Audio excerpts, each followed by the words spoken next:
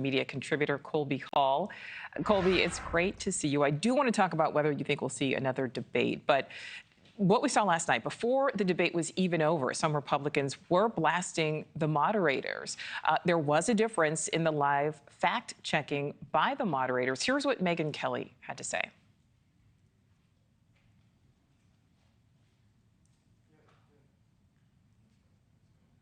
It is not up to the debate moderator to be saying, I don't quite believe you. That's what he's saying. I didn't believe your answer. Who gives a flying fig what David Muir thinks of Trump's answer?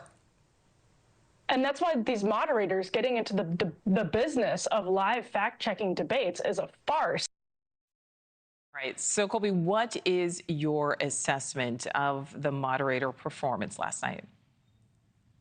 Well, I've known Megyn for a long time. She's very smart. She's talented. She is become quite a Trump supporter. So there is merit to criticize the moderators to a degree.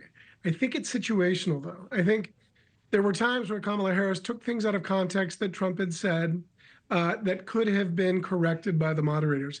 The things that got fact-checked by Trump were pretty provably false and potentially dangerous. This idea that babies are executed after they're born, which isn't true, or that, the provably or the debunked hoax that migrants are eating dogs and cats, which is flatly absurd. I do think where there is room for criticism is Kamala Harris really sort of pivoted. She was asked, for example, by David Muir, why her administration, Biden-Harris administration, waited 3.5 months to do anything on the immigration, the border, which was a mess under their administration. She just flat out ignored that question. And when he was asked and pivoted to Trump, and David Muir just took that as an answer. When Trump didn't answer the question, he pushed back. Now, Trump ended up having 6 more minutes of speaking time, sort of as a result. But again, Dan Abrams, my dear friend and mentor, said it best. I don't really think independents care so much about moderators. And so if we're looking at the persuadables, I'm not sure that this is much to do about anything. Well, and that's true. But how the moderators handle the actual debate can impact, what voters and those undecided voters specifically are receiving. So, Colby, how does what we saw last night compare to past moderators' performances? Because, for example, there was no fact-checking at all during the last debate that we saw between Trump and Biden on CNN.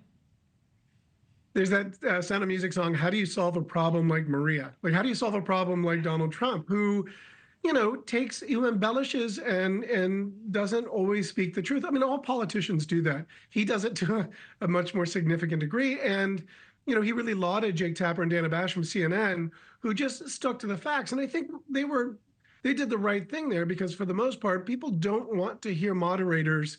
So it was definitely a decision by ABC, which surprised me. I thought they were going to play it super safe. Their fact-checking was small, but notable, particularly in context. So, I think we've arrived at a place where we don't want to see moderators fact-checking and inserting themselves. No main character syndrome. They sort of did that. I don't think there's a larger bias. I think criticism of ABC's moderation and fact-checking overlooks the fact that, frankly, Donald Trump said some really absurd things that are provably not true.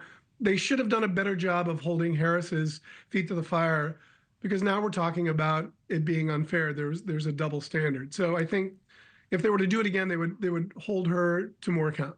And something else, mics were supposed to be muted when the other candidate was answering a question. That didn't seem to happen for the entire 90 minutes, particularly as the night wore on and the debate got later. What was going on there? I don't know, but I liked it. I mean, to be honest with you, I don't like the muted mics things because it keeps them from mixing it up. And so whomever was on mic muting duty, I don't know if he had a bathroom break or he just fell asleep, but it worked out. It was better for the viewers, because otherwise it's just sort of a joint press conference where they're delivering talking points.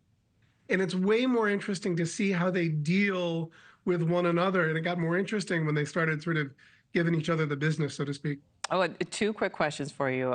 We're looking at video there of that handshake. I'd like to get your take on that. And do you think we will see another debate between these two? So the handshake I thought was sort of a bold move, and I liked it because I'm the same way. If there's someone I'm haven't met before, I kind of like that she walked up and said Kamala Harris. Was it a power move? Maybe. I think it's just that she was raised to like introduce herself in a way like that. I do the same. I don't think it made him upset or got in his head or at all. I just thought it was a nice moment.